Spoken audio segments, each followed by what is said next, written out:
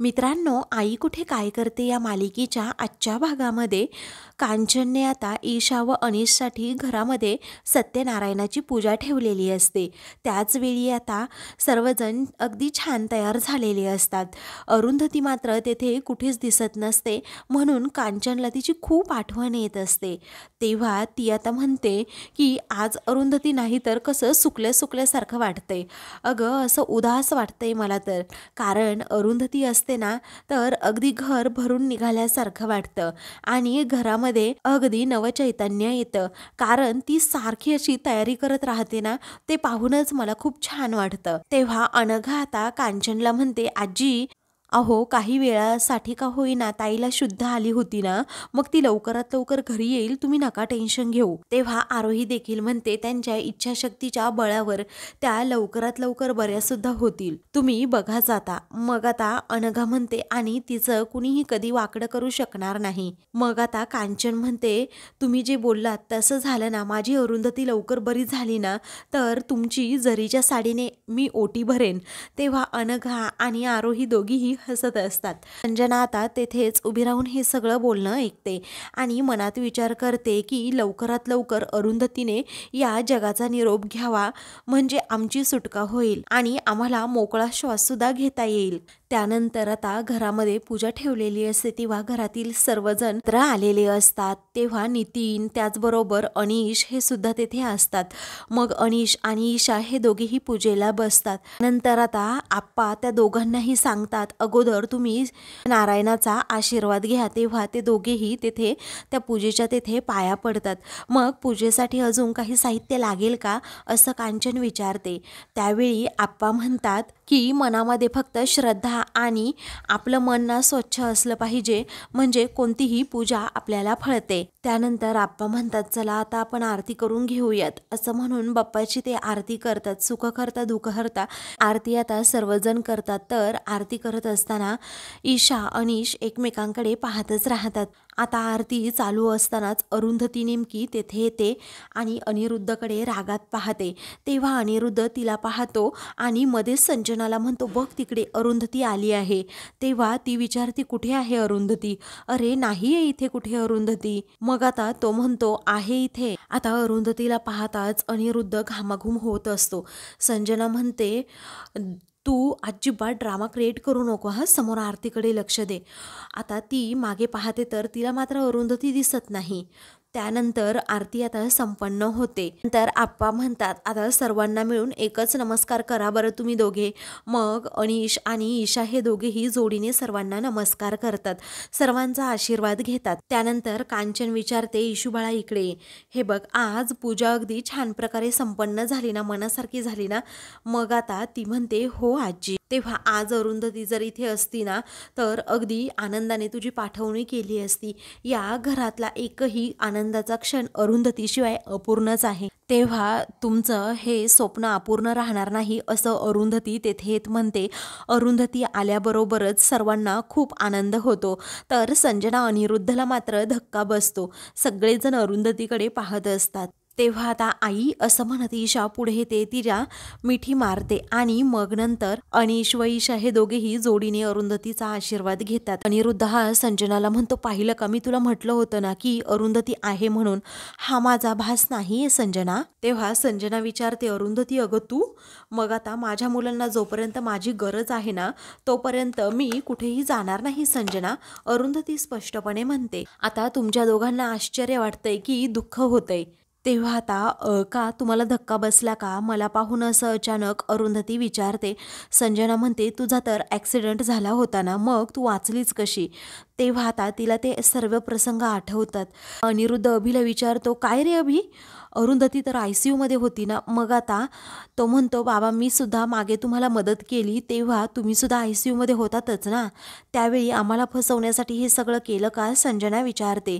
मग आता अरुंधतीच्या वाईटावर तुम्ही दोघे उठला होतात का रे? तिचा ॲक्सिडेंट होत असतानाही तुम्ही नुसतं बघत राहिलात? कांचन त्या दोघांनाही विचारते। त्यावेळी अरुंधती म्हणते, आई अहो ते नाही माझ्या वाईटावर उठले, मीच त्यांचं आता वाईट केलंय, त्यांना त्यांच्या मनाप्रमाणे वागू दिलं नाही, त्यांची मनमानी सहन केली नाही, मी वाईटच केलंय त्यांचं। ते कमावते, माझी लायकी काय, आई पाय पुसणे एवढीही नाही. हाच त्यांचा समज मी खरा ठरू दिला नाही. त्यांचा बाहेर मुकाट्याने अजिबात सहन केला नाही. त्यांच्या व्यभिचाराकडे डोळेझाक केली नाही असं अरुंधती आता म्हणत असते. आणि अनिरुद्धने जो काही आत्तापर्यंत तिच्यावर अन्याय केलाय ना, ते सगळं तिला एक एक करून आता आठवू लागतं.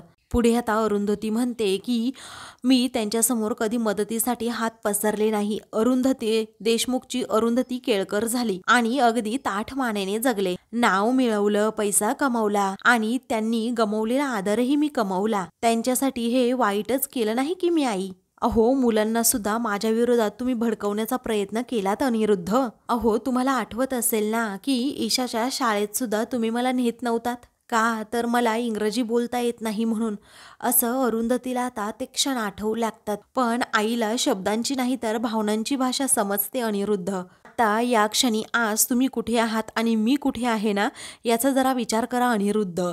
कारण आज माझ्याकडे पूर्ण कुटुंब आहे आणि तुमच्याकडे, असं म्हणून ती त्याच्यावर हसते. अनिरुद्धला राग येतो. त्याचवेळी संजना म्हणते, माझ्याबद्दल एक शब्द जरी बोललीस ना तर मग बघ. तेव्हा अरुंधती विचारते, काय ग, तू आहे तरी कोण मी तुझ्याबद्दल न बोलायला? अगं, पूर्वी तू यांची मैत्रीण म्हणून यायचीस ना, तेव्हा मी तुला थोडी वचकून होते. पण ते पूर्वी होते, आत्ता नाही हा.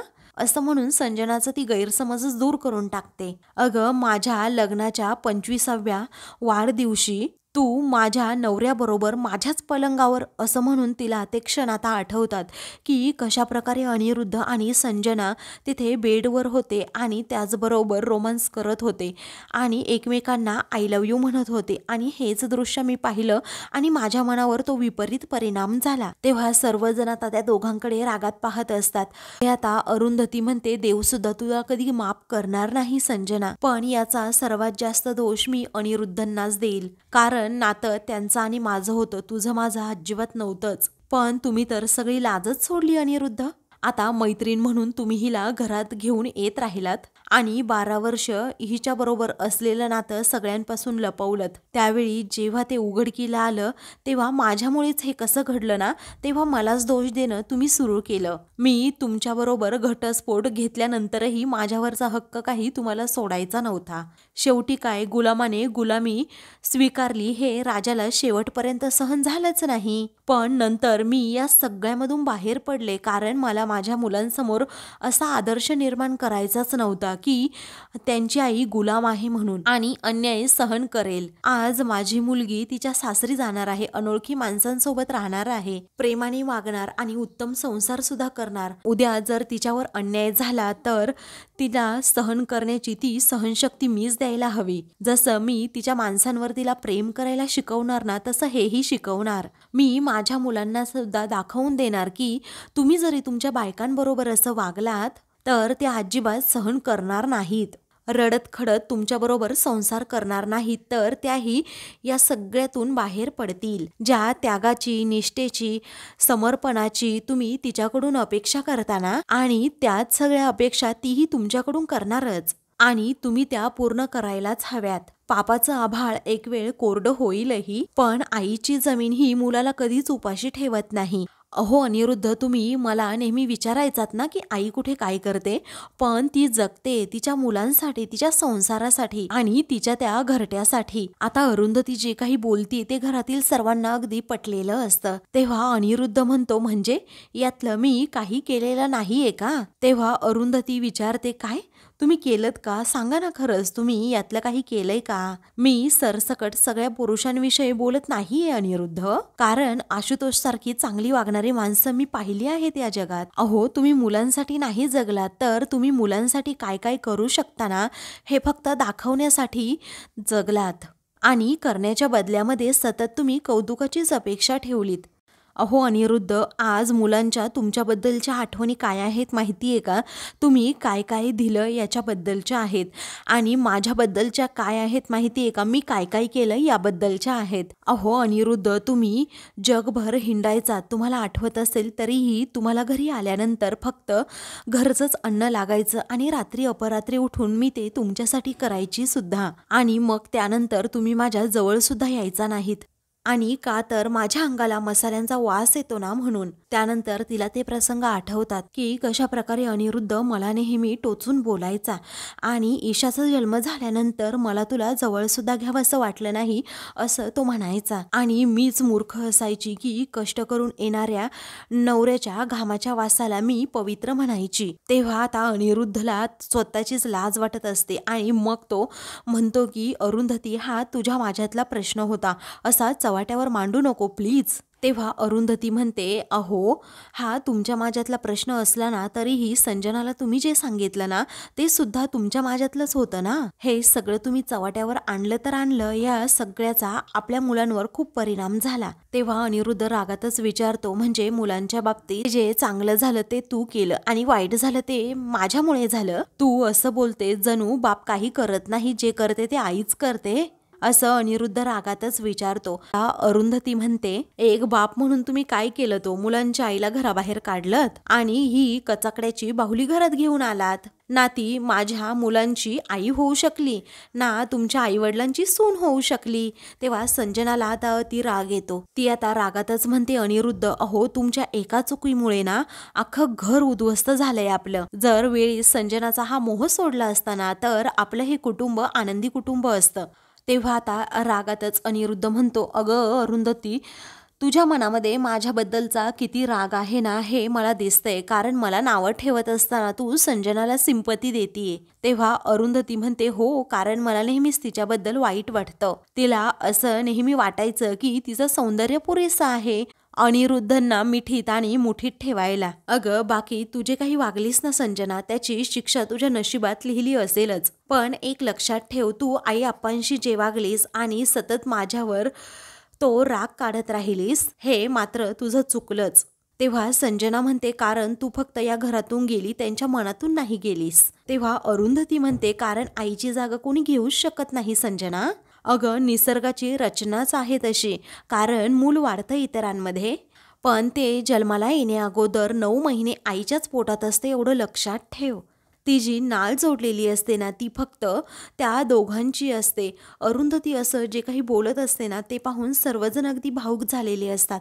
ईशाच्याही डोळ्यातून आता पाणी येत असतं, तर यशला त्याच्या आईचा खूप अभिमान वाटत असतो. पुढे आता अरुंधती संजनाला चांगलीच झापते आणि म्हणते, अगं तुझ्या त्या सोन्यासारख्या मुलाला तू तुझा सहवास नाकारलास आणि मुलांना जन्माला घालून सोडून देणाऱ्यातली मी नव्हतेच ग. अगं आयुष्यभर माझ्या मुलांचं अगदी नीट चाललंय ना, त्यांना कुठली अडचण नाहीये ना, हे मी बघणारच, कारण त्या मुलांची आई मी आहे आणि मुलं म्हणजे माझी जबाबदारी आहे. अगं आई आप्पांना फसवून सुद्धा तू त्यांची जागा स्वतःच्या नावावर करवून घेतलीस. अगं पाणी पाण्याकडे जातं ना, तसंच फसवणुकीच्या उद्योगामध्ये तुम्ही दोघे बरोबर एकमेकांना साथ देत राहिलात, म्हणजे ज्या सुखासाठी तुम्ही हे सगळं काही केलत ना ते तुम्हाला लाभलंच नाही. अरे तुम्हाला काय वाटलं, मला मारून तुम्हाला हे सगळं काही मिळेल?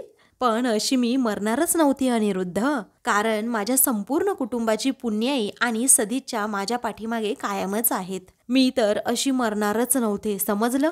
तेव्हा रागातच अरुंधतीने असं म्हटल्याबरोबरच संजनाच्या तळपायाची आग मस्तकात जाते आणि ती म्हणते, अरुंधती आम्ही काहीही केलेलं नाहीये, समजलं. तेव्हा अरुंधती म्हणते, मग भोसले बिल्डर खोटं बोलला का माझ्याशी?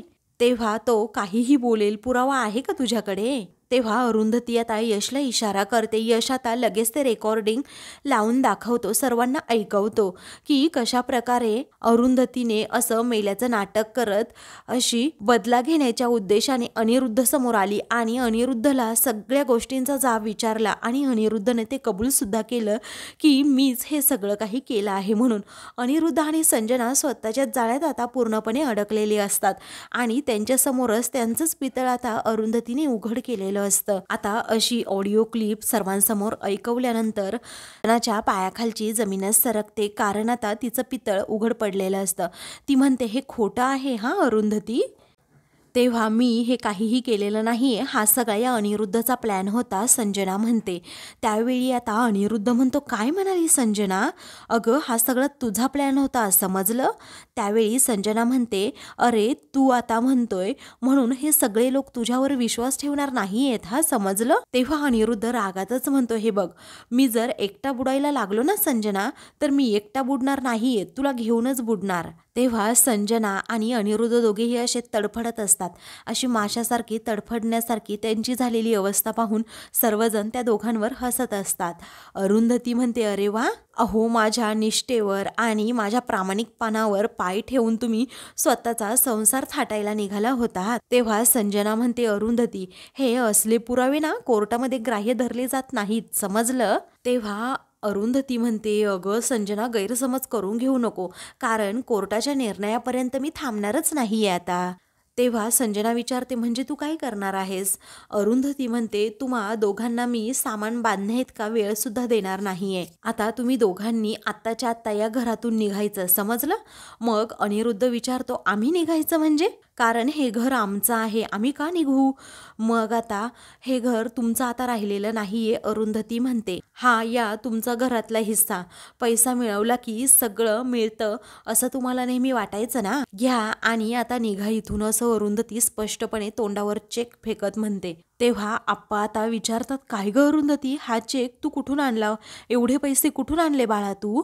मग आता अरुंधती म्हणते, त्या दिवशीच्या रेकॉर्डिंगचे जे पैसे होते ना, ते होते माझ्याकडे, आणि एक नाही तर पुढच्या 2 फिल्मसाठी त्यांनी मला गायिका म्हणून निवडलंय. हे ऐकताच घरातील सर्वांच्या आनंदाला पारावारा राहत नाही, कारण आता अरुंधती खूप मोठी गायिका होणार असते आणि एक नवी ओळख तिला मिळणार असते.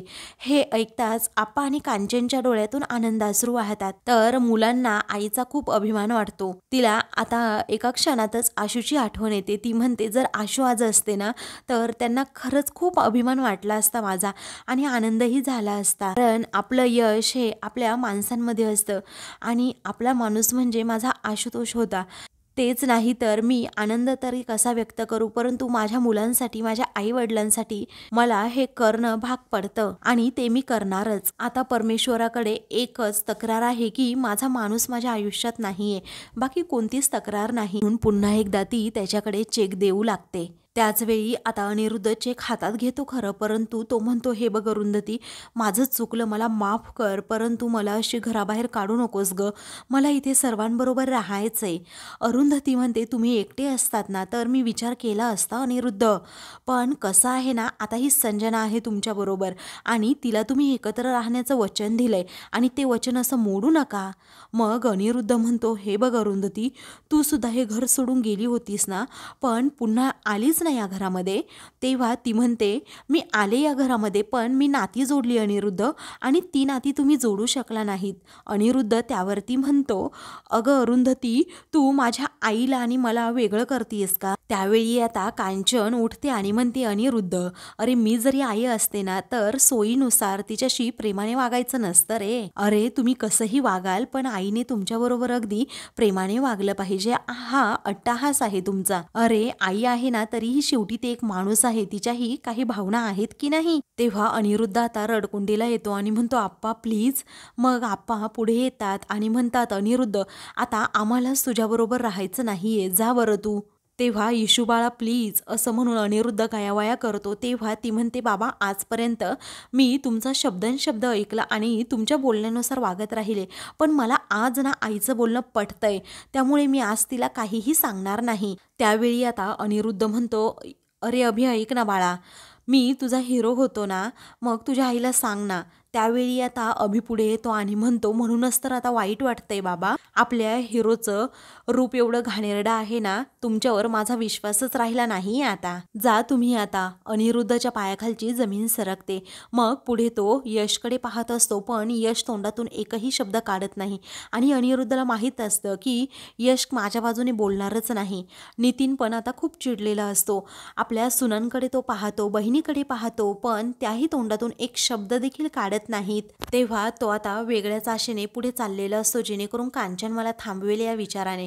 तेव्हा ईशा आता मध्ये येऊन थांबते. मग आता रागातच अनिरुद्ध विचारतो, काय ग अरुंधती, तुला काय वाटलं हे पैसे फेकून मी हे घर सोडून जाईल? मी हे घर नाही सोडून जाणार, असं ओरडूनच तो सांगत असतो. तेव्हा संजना म्हणते, चल अनिरुद्ध प्लीज, आपल्याला पैसे मिळाले आहेत ना, चल आता. त्यावेळी तो म्हणतो, तुला जायचं असेल ना तू निघ, पण मी इथून निघणारच नाही, कारण ही बाई माझं घर हडपेल, आई आप्पांना फसवून सगळं गिळून टाकेल. तेव्हा आता अरुंधती म्हणते, आता सगळं संपले अनिरुद्ध, मुकाट्याने इथून जा, नाहीतर नाहीतर काय करणार ग, असं अनिरुद्ध विचारतो. तेव्हा ती म्हणते, तुमच्याच पातळीवर मला उतरावं लागेल अनिरुद्ध, आणि घर जपण्यासाठी मी तेही करणार आहे, असं म्हणून ती त्याच्या पुढे पुढे जात असते. अनिरुद्धची पावलं आपोआप आता मागे वळत असतात. तेव्हा ती रागातच आता म्हणते की मला मारण्याचा प्रयत्न केलात म्हणून तुम्हाला आणि संजनाला जास्तीत जास्त कशी शिक्षा होईल ना ते मीच बघेल, आणि हे सगळं व्हायला नको असेल तर शांतपणे इथून निघा, नाहीतर मग आता आपण कोर्टातच भेटू. आता शेवटी अरुंधती त्याला घराबाहेर काढतेच. तेव्हा आता घरातील सर्वजण अरुंधतीच्या बाजूने येऊन थांबतात. मग आता सर्वजण रागातच अनिरुद्धकडे पाहतात. ती विचारते, काय हो, तुम्हाला आठवतंय मी माझ्या मैत्रिणींना भेटायला गेले होते आणि यायला थोडा उशीर झाला होता, तर तुम्ही मला असं घराबाहेर काढलं होतं, असं म्हणून त्याला ते आठवतं. त्यावेळी आता ती म्हणते, वेळ आज तीच आहे, पण आज घराबाहेर मी नाही अनिरुद्ध, तुम्ही आहात, लक्षात ठेवा. त्यानंतर ती संजनाला म्हणते, ऐक ना संजना, मी तुला अशी हाताला धरून घराबाहेर काढू शकत नाही, त्यामुळे तू आपली जा. तेव्हा सर्वजण रागातच तिच्याकडे पाहतात.